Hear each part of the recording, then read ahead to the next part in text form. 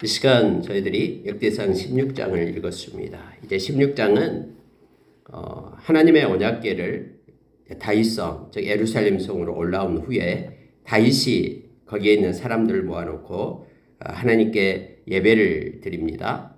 하나님께 제사를 드린 후에 그리고 다윗이 거기에 있는 제사장들 그리고 레위 사람들에게 하나님께서 주신 마음으로 그렇게 고백하고 이른 그런 시가 기록되어 있음을 보게 됩니다.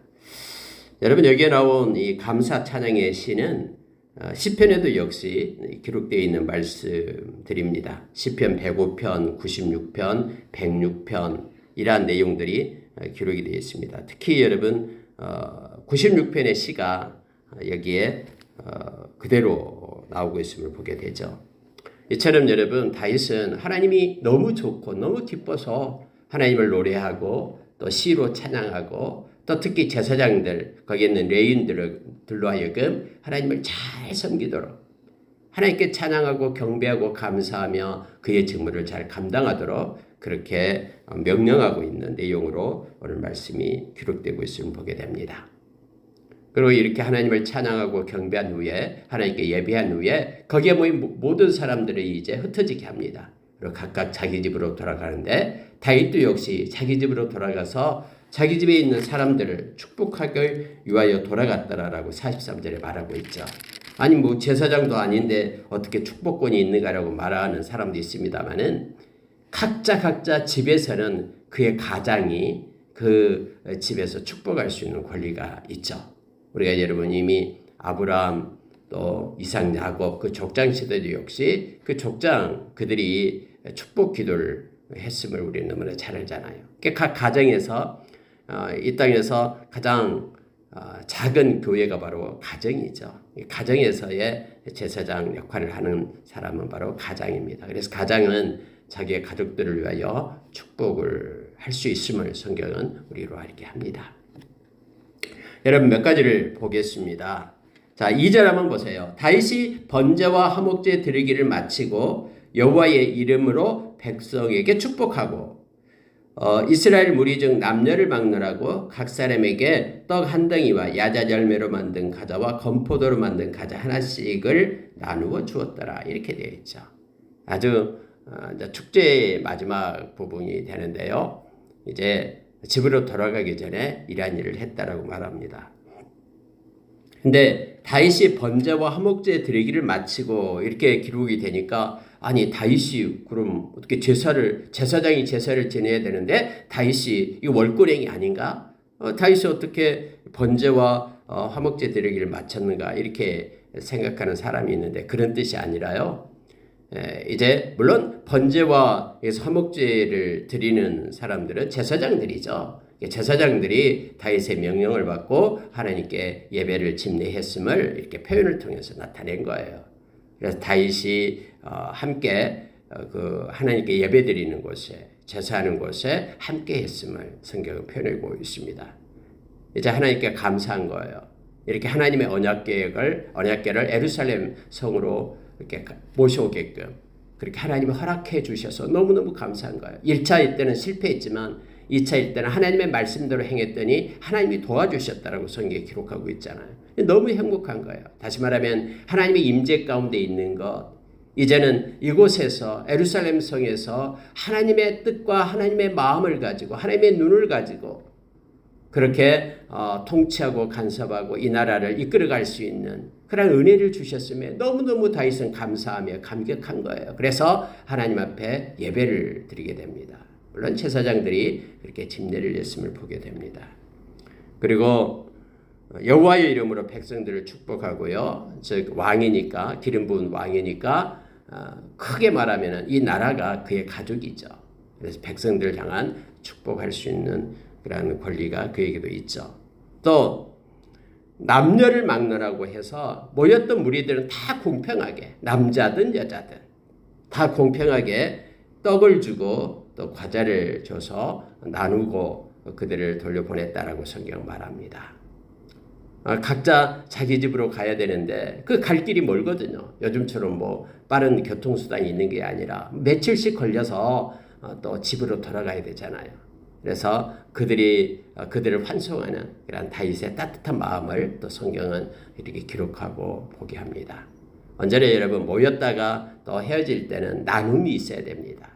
뭐 교회에서도 자그마한 것이라도 이렇게 먹고 또 남는 것은 나누고 하는 그러한 것들이 성경적입니다. 그리고 특히 다윗은 6절에 한번 보십시오. 제사장 보나야와 야하시엘은 항상 하나님의 언약궤 앞에서 나팔을 부니라 하면서 레위 사람을 세워서 여호와의 궤 앞에서 그렇게 하나님의 영광을 위한 직무를 감당하게끔 그렇게 합니다. 그냥 또 예루살렘 성에 와서 방치하는 것이 아니라 이제 언약궤가 이곳에 있으니까 됐다 끝 이게 아니라 아미나답의 집에서 있었던 것처럼 70년간 있었던 것처럼 그렇게 하는 것이 아니라 오베데돔의 집에서 3개월 있을 때 그들이 하나님의 언약궤 앞에 나아가서 그래서 하나님의 그런 복을 받은 것처럼 그 언약궤 앞에서 그들이 해야 될 일들을 다윗이 직접 명령하는 내용이 기록되어 있음을 보게 됩니다. 우리가 여러분 우리의 마음 가운데 예수님을 우리가 영접하고 모신다라고 합니다. 그러면 한 번 영접하고 이제는 자기 마음대로 세상을 사는 게 아니죠. 우리가 예수님을 영접했으면 그분과 함께 동행하는 삶을 살아야 됨을 성경 우리에게 말해주고 있죠. 그래서 늘 우리가 우리 안에 계신 주님과 교통하며 은밀한 중에 주님의 마음을 가지고 또 주님의 뜻을 우리가 삶 가운데 행하며 또 나는 죽고 내 안에 사는 것이 믿음이다라고 갈라디아서 2장 20절에서 가르쳐줬듯이 주님이 살아서 나의 삶을 통치하고 이끌어갈 수 있도록 주님과 교통하고 연합하는 그러한 삶의 모습이 있어야 되죠. 그래서 여러분 여기서 이제는 언약궤를 가지고 와서 이제 언약궤만 따로 두는 것이 아니라 그곳에서 실제 또 제사장들이 그리고 레위 사람들이 그곳에서 해야 될 일들을 다윗은 명령하고 그렇게 늘 함께 했음을 성경은 말하고 있습니다. 항상 하나님의 언약궤 앞에서 나팔을 불며 찬양하며 경배할 것을 말하고 있음을 봅니다. 여러분 7절부터요. 마지막 36절까지가 바로 다윗의 시예요. 감사 찬양의 시가 됩니다. 아까 얘기했던 시편 105편, 96편, 또 106편에 나와 있는 시들입니다. 자, 이 시를 한번 우리가 보면은 다윗의 마음을 알 수 있어요. 하나님을 향한 다윗의 그 깊은 마음을, 감사의 마음을 이 말씀 가운데서 우리가 보게 됩니다. 자, 몇 가지만 볼게요. 여호와께 감사하여 이르기를 해서 7절에 말합니다. 너희는 즉 아삽과 그의 형제를 세워서 이들은 하나님을 찬양하는 찬양대를 얘기하죠. 그들에게 이렇게 다윗이 말하는 거예요. 너희는 여호와께 감사하며 그의 이름을 불러 아뢰며 그가 행하신 일을 만민 중에 알릴지어다. 그에게 노래하며 그를 찬양하며 그의 모든 기사를 전할지어다 하면서 하나님을 노래하고 하나님을 찬양하고 하나님의 행하신 모든 행적을 알리고 감사하며 그의 이름을 부르고 자랑하면서 그렇게 하나님을 높이고 존중할 것을 말하고 있는 것입니다. 실제 여러분 우리가 하나님 앞에 자랑할 게 있습니까? 우리의 공적으로 우리가 하나님의 자녀된 거 아무것도 없는데요. 하나님께서 행하신 일이잖아요. 그래서 하나님만을 우리 주님만을 자랑할 것을 성경은 우리에게 가르쳐주죠. 지금 그렇게 다윗은 명령하고 있는 거예요. 너희들은 특히 여러분 여기 보면은 자 10절에 보세요. 그의 성호를 자랑하라. 여호와를 구하는 자마다 마음이 즐거울지로다. 여호와와 그의 능력을 구할지어다. 항상 그의 얼굴을 찾을지어다 하면서 제사장들의 본분 그리고 레위 사람들의 본분 찬양하고 경배하는 예배하는 자들의 본분을 말하고 있는 거예요. 그들은 자기 것을 구하는 것이 아니라 하나님의 성호를 자랑하고 여호와를 구하고 찾고 그리고 여호와와 그의 능력을 구하고 항상 그의 얼굴을 찾고 하나님께 예배하는 자로 설 것을 말하고 있는 거예요. 자, 여러분 여기서 특히 여호와를 구하는 자마다 마음이 즐거울지로다 라고 말합니다. 하나님을 찾는 자는 하나님이 함께 하십니다. 하나님께서 자기의 기쁨으로 즐거움으로 그에게 입히십니다. 그래서 우리가 찬양하고 경배하는 이들은 하나님의 평강과 기쁨으로 충만케 됨을 알게 됩니다. 로마서 10장 12절의 말씀처럼 그를 부르는 모든 사람들은 그로 인하여 부유하게 됩니다. 하나님의 것이 임하고 하나님의 것으로 기뻐하고 감사하게 됩니다. 어떤 처지일지라도 처지에 있다 할지라도 하나님을 찾는 자들은 하나님께서 상을 주십니다. 우리가 히브리서 11장 6절에서 우리에게 가르쳐주고 있죠.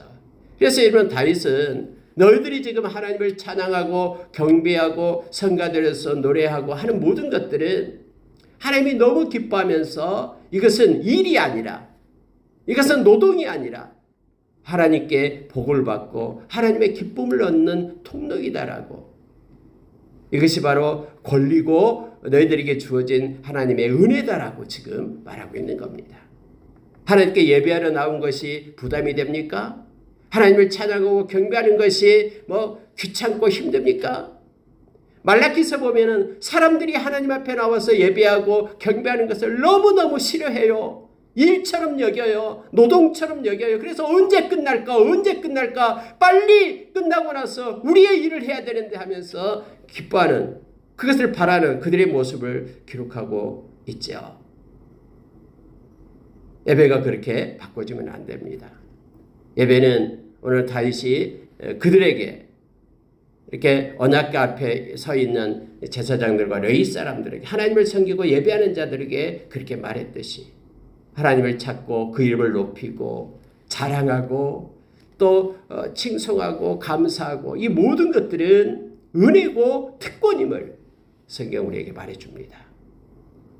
오늘날 하나님 앞에 선 예배자들 영과 진리로 예배하는 요한복음 4장 24절에 나온 그렇게 예배하는 자들을 하나님은 지금도 찾고 계십니다. 중심을 모두어 하나님을 자랑하고 경배하며 하나님의 이름을 높이고 주님의 성호를 이렇게 자랑하고 경배하는 이들을 지금도 찾고 계십니다.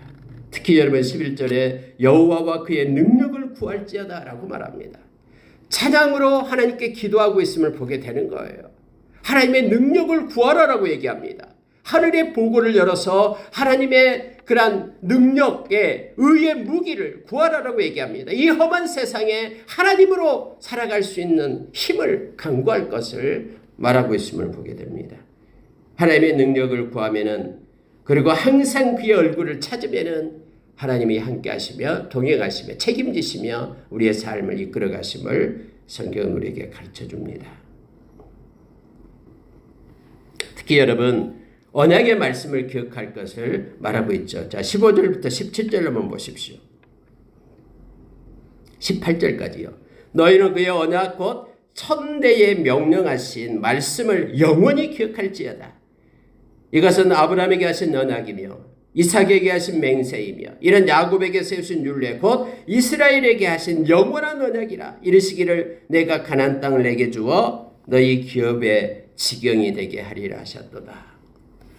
여러분 지금 다윗이 아브라함이 하나님과 약속했던 것 이삭과 야곱과 하나님께서 맹세하고 언약했던 것을 기억하라라고 말합니다. 이것은 하나님의 백성에게 주어진 영원한 언약인데 그 언약이 바로 뭐냐면은 바로 젖과 꿀이 흐르는 가나안 기업을 땅으로 주시겠다라고 약속하신 것이죠. 창세기에 나와 있는 15장, 17장, 22장 그리고 26장, 28장 그렇게 믿음의 조상들과 하나님이 약속하셨던 그 언약을 기억하라. 이 말은 뭐예요? 이걸 기억하면서 감사하고 찬양하고 경배할 것을 말합니다. 하나님의 말씀을 기억하면서 말씀대로 성취해 나가신 하나님을 인정하면서 그 하나님의 전능하심과 하나님의 함께하심을 또 이루어 가시고 성취하심을 기뻐하고 찬양할 것을 말하고 있습니다. 오늘날 저와 여러분도 언약의 자손들입니다. 언약의 백성이죠. 하나님의 말씀이 있는 장차 나타날 우리 주님과 더불어 영원한 하나님의 나라의 일을 그런 말씀으로 언약된 그 말씀을 가지고 사는 저와 여러분이죠. 히브리서 6장에서 하나님께서는 우리에게 맹세하시고 약속하신 것은 변하지 않는다라고 말합니다. 거짓말할 수 없는 바로 증거가 하나님께서 맹세하시고 약속하신 것이다라고 가르쳐주고 있죠. 예수님은 우리를 떠나지 않는다라고 약속했습니다. 처소가 예비되면 우리에게 와서 우리 주님이 있는 곳에 우리를 인도하실 것이다라고 우리가 요한복음 14장 1절 2절에서 주님은 우리에게 약속하셨죠.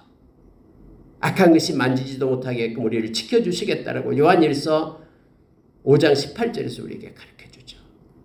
그래서 여러분, 저와 여러분은 하나님이 우리 주님이 주신 말씀을 붙잡고 살아가는 언약의 자손임을 우리도 기억하기를 원합니다. 늘 이 말씀을 우리가 기억하게 될 때 우리는 흔들림 없이 하나님을 찬양하고 경배하며 주님이 주신 기쁨으로 살아갈 수 있음을 보게 됩니다. 19절 한번 보시기 바랍니다. 그때 너희 사람 수가 적어서 보잘것이 없으며 그 땅에 객이 되어 이 민족에게서 저 민족에게로 이 나라에서 다른 백성으로 유랑하였도다. 하나님의 언약이 있을 때에 그 상태를 말하고 있는 거예요. 아브라함과 이삭과 야곱과 하나님이 약속으로 할 때는 뭐 눈에 보이는 것이 있어서 그럴싸해서 이 약속을 갖다가 붙잡고 있었던 게 아니다라는 거예요. 그들은 보잘것없는 몇 명 안 된 숫자였어요. 그들은 객이었어요. 땅도 없었고 거기에 거주하고 있는 원주민들이 있었는데 땅도 없었는데 그 땅을 가나안 땅을 하나님이 주시겠다고 약속했거든요. 그들은 이 민족에게서 저 민족으로 또 가뭄이 들고 또 기근이 있으면은 또 이쪽으로 애굽으로 피난했다가 옮겨가고 이쪽 저쪽 그렇게 붙어서 사는 그러한 보잘것없는 초라한 그러한 종족이었죠. 그래서 여러분, 이 약속이 성취될 것이라고는 상상도 할 수 없는 상황 속에 있었다라는 거예요, 지금. 그렇지만은 하나님은 위대하시고 위대하신 하나님께서 약속하신 것은 반드시 성취되었기 때문에 그 하나님을 약속 언약을 기억하면서 하나님을 찬양하고 하나님께서 주신 말씀을 따라서 순종하는 삶을 살 것을 지금 다윗은 말하고 있는 거예요. 우리가 때로는 우리의 모습이 다른 사람과 다른 것과 비교해서 철하고 왜소할지라도 그것이 중요한 것이 아니라 그 일을 행하시고 이루시는 하나님, 말씀을 가지고 성취해 나가시는 신실하신 그 하나님, 그 하나님을 바라보고 기억하고 하나님께 영광 돌릴 것을 지금 다윗은 말하고 있는 것입니다. 우리가 느헤미야서 9장 32절에 보면은 우리 하나님은 말씀하신 이 하나님의 그 언약의 말씀, 언약은 반드시 지킨다라는 거예요.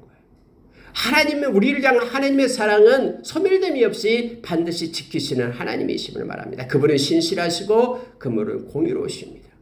그분은 광대하시고 능하시고 무서우신 분임을 성경 우리에게 말해주고 있죠.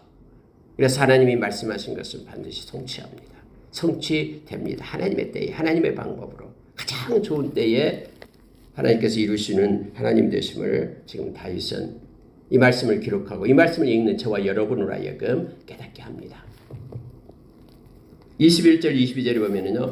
여호와께서는 사람이 그들을 해하기를 용납하지 아니하시고 그들 때문에 왕들을 꾸짖어 이르시기를 나의 기름 부은 자에게 손을 대지 말며 나의 선지자를 해하지 말라 하셨도다. 온 땅에 여호와께 노래하며 그의 구원을 날마다 선포할지어다. 여러분 놀라운 이 단어가 두 개가 나오는데요.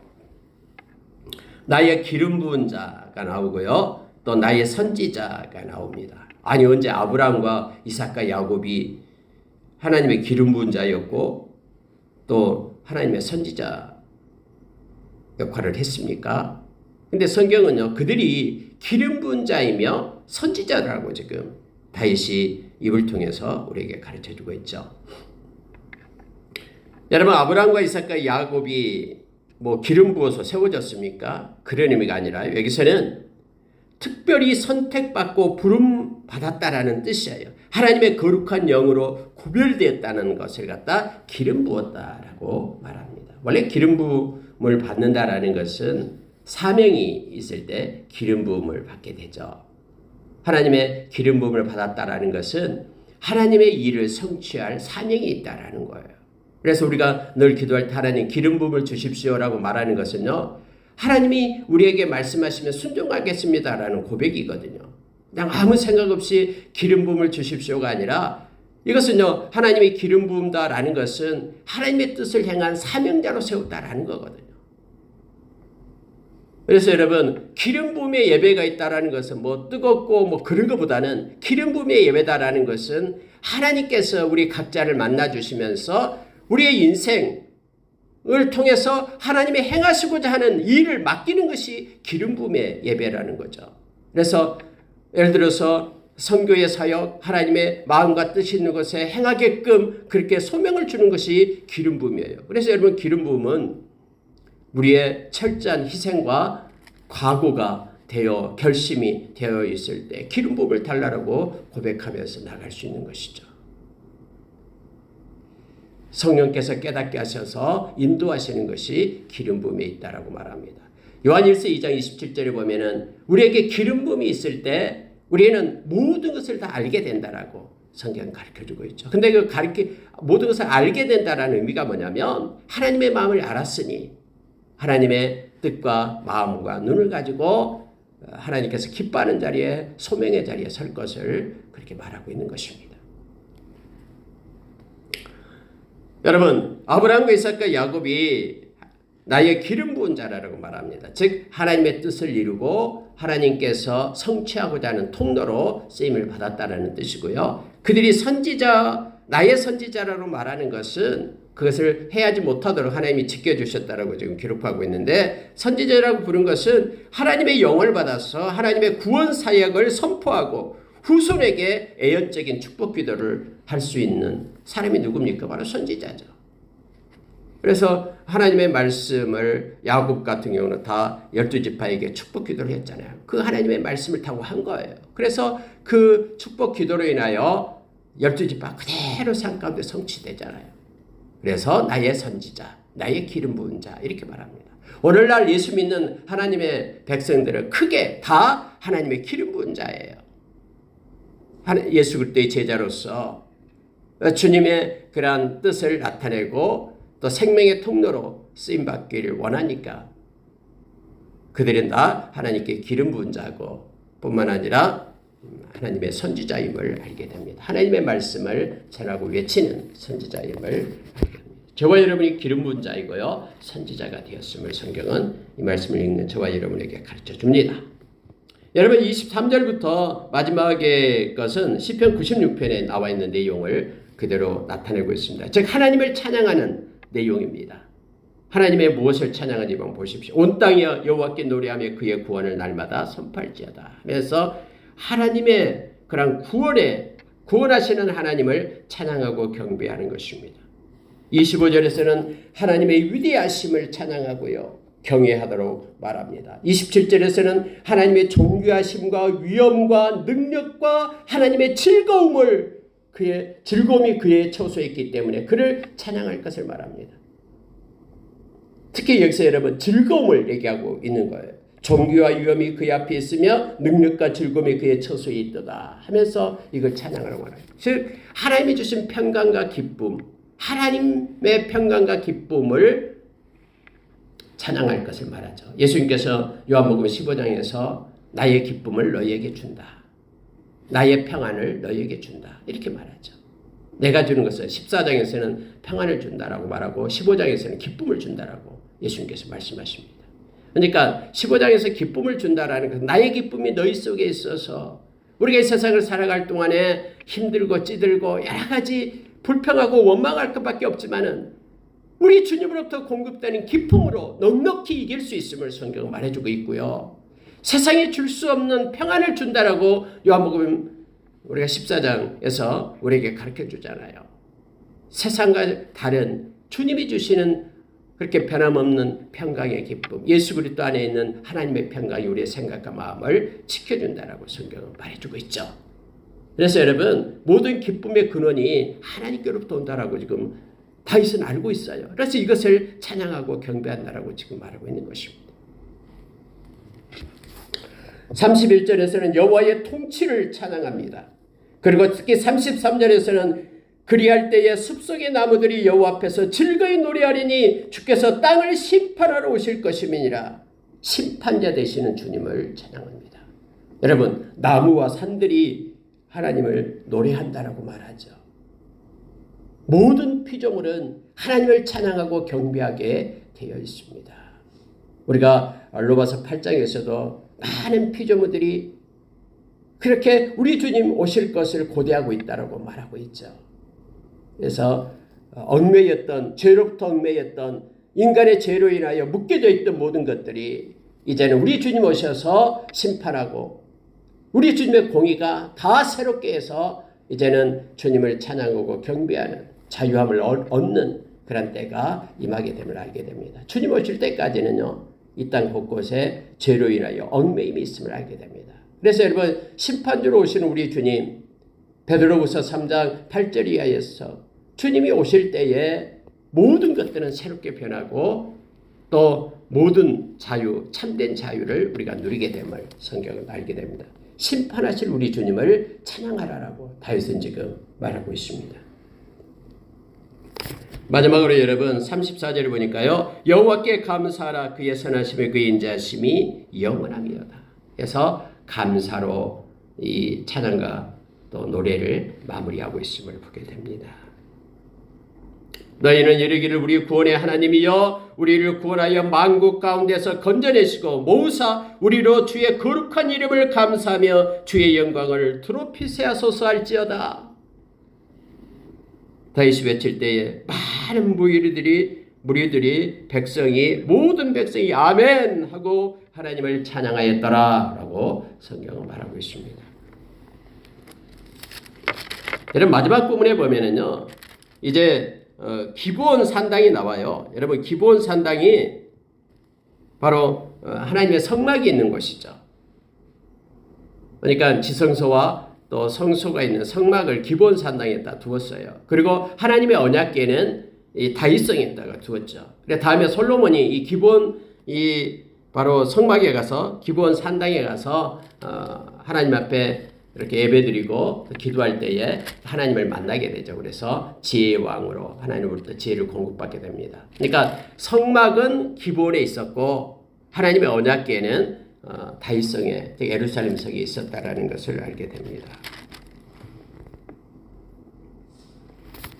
자, 기브온 산당에서도 항상 아침 저녁으로 번제를 드리게끔 하나님께 이렇게 예배하게끔 그렇게 이원적으로 분리해서 예루살렘 성에서도 하나님께 경배하고 예배하고 또 기브온 산당에서도 항상 아침 저녁으로 번제단 위에 여호와께 번제를 드리게끔 했다라고 40절에 기록이 되어 있습니다. 43절 보고 마칠게요. 이에 뭇백성은 각각 그 집으로 돌아가고 다윗도 자기 집을 위하여 축복하려고 돌아갔더라. 이렇게 기록이 됩니다. 하나님은 우리가 축복의 통로가 되기를 원하십니다. 이 땅에서 가장 큰 복이 바로 예수 그리스도를 영접하는 것이 가장 큰 복이죠. 그래서 예수 그리스도의 생명의 통로가 되는 것이 가장 큰 복입니다. 누군가를 축복하고 싶으면 그 사람에게 예수님의 생명, 예수님의 이름을 전하고 또 구원받은 예수의 생명을 증거하는 것이 가장 큰 선물이고 복임을 우리가 알기를 원합니다. 우리가 고린도후서 13장 13절에서 우리가 축복 기도를 합니다.